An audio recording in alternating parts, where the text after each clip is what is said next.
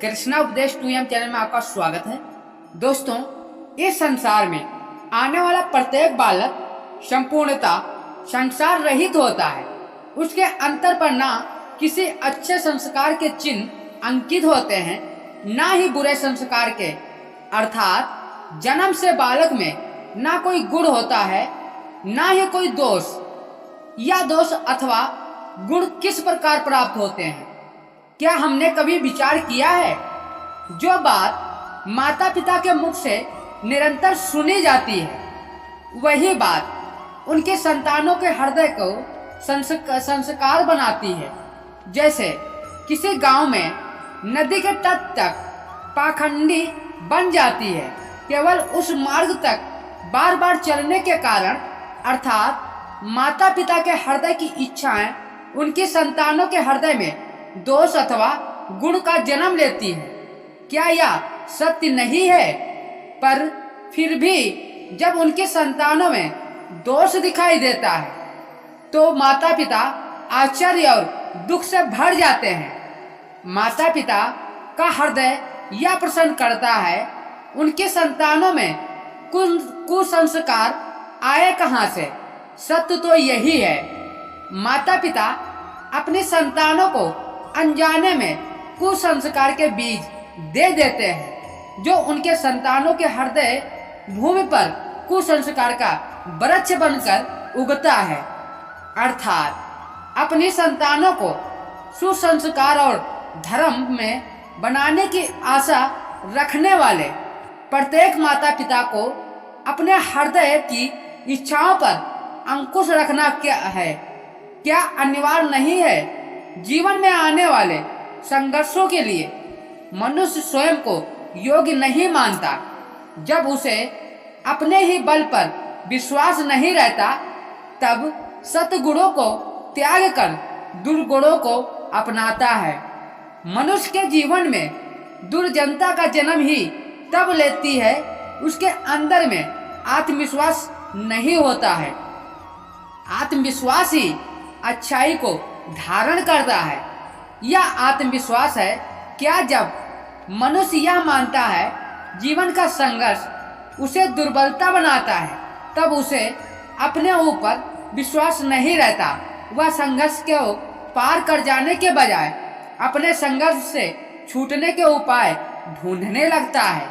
किंतु जब यह समझता है यह संघर्ष उसे अधिक शक्तिशाली बनाते हैं। ठीक जैसे व्यायाम करने से शरीर की शक्ति बढ़ती है, तो प्रत्येक संघर्ष के साथ उसका उत्साह बढ़ता है।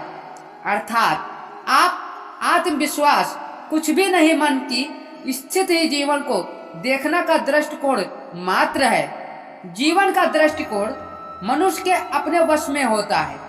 स्वयं विचार कीजिए, ज्ञान प्राप्ति सदा ही समर्पण से होती है, यह हम सब जानते हैं। किंतु समर्पण का वास्तविक महत्व क्या है?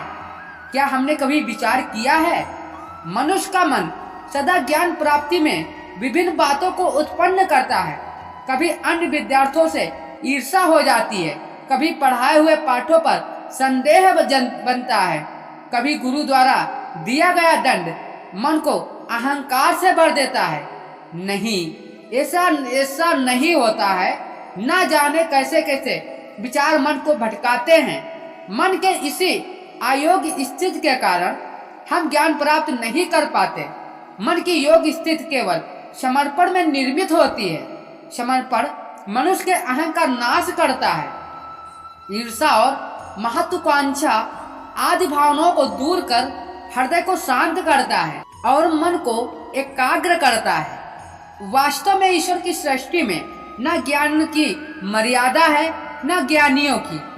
अर्थात विषय ज्ञान ब्रह्म का वो है, या जीवन के ज्ञान का, या गुरु के प्राप्त होने वाले ज्ञान का।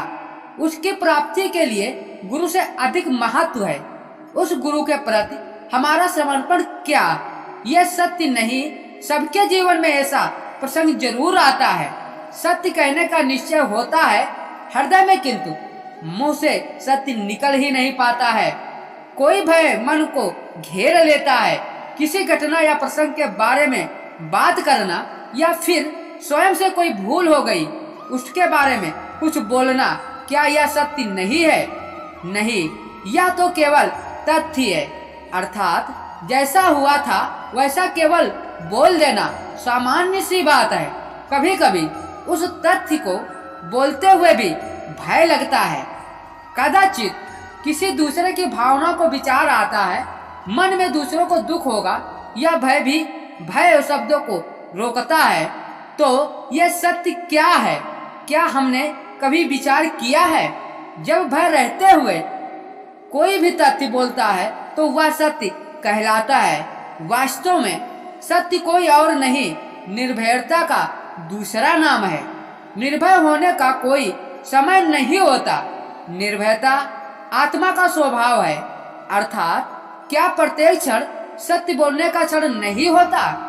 स्वयं विचार कीजिए। दो व्यक्ति निकट आते हैं तो एक दूसरे के लिए सीमाएं और मर्यादाएं निर्मित करने का प्रयत्न अवश्य करते हैं। यदि हम सारे संबंधों पर विचार करें तो देखेंगे इन सारे संबंधों का आधार यही सीमाएं हैं जो हम दूसरों के लिए निर्मित करते हैं।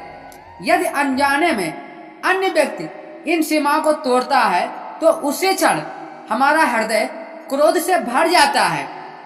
इन सीमाओं को वास्तविक रूप क्या है? क्या हमने कभी विचार किया है? सीमाओं के द्वारा हम दूसरे व्यक्ति को निर्णय करने की अनुमति नहीं देते। अपना निर्णय उस व्यक्ति पर थोप देते हैं। अर्थात किसी के स्वतंत्रता का अस्वीकार करते हैं। जब स्वतंत्रता का स्वीकार किया जाता है तो उसका हृदय सुख से भर जाता है। जब वह ईमान को तोड़ता है तो हमारा हृदय क्रोध से भर जाता है। क्या ऐसा नहीं होता है? पर एक दूसरे की स्वतंत्रता का सम्मान किया जाए, किसी मर्यादा या सीमाओं की आवश्यकता ही नहीं होती। अर्थात जिस प्रकार स्वीकार किसी संबंध का दे, क्या वैसे ही स्वतंत्रता किसी संबंध की आत्मा नहीं? स्वयं विचार कीजिए। श्रेष्ठता का अर्थ क्या है? श्रेष्ठता का अर्थ है दूसरों से अधिक ज्ञान प्राप्त करना। अर्थात मूल इस बात का नहीं है स्वयं कितना ज्ञान प्राप्त किया, मूल इस बात का है प्राप्त किया हुआ ज्ञान अन्य लोगों से में कितना अधिक है। अर्थात श्रेष्ठता की इच्छा ज्ञान प्राप्ति को भी स्पर्धा बना देती है और स्पर्धा में विजय अंतिम कब होती है? कुछ समय के लिए तो श्रेष्ठ बना जा सकता है, किंतु सदा के लिए कोई श्रेष्ठ नहीं रह पाता है। फिर वही असंतोष, पीड़ा और संघर्ष जन्म लेता है। किंतु श्रेष्ठ बनने के बदले उत्तम बनने का प्रयत्न करें तो क्या होगा? उत्तम का अर्थ क्या है? जितना प्राप्त करने योग्य है सब प्राप्त करें ना, किसी से अधिक पाने की इच्छा से नहीं, मात्र आत्मा की तृप्ति है कुछ प्राप्त करना। उत्तम के मार्ग पर किसी अन्य से स्पर्धा नहीं होती, स्वयं अपने आप से स्पर्धा होती है।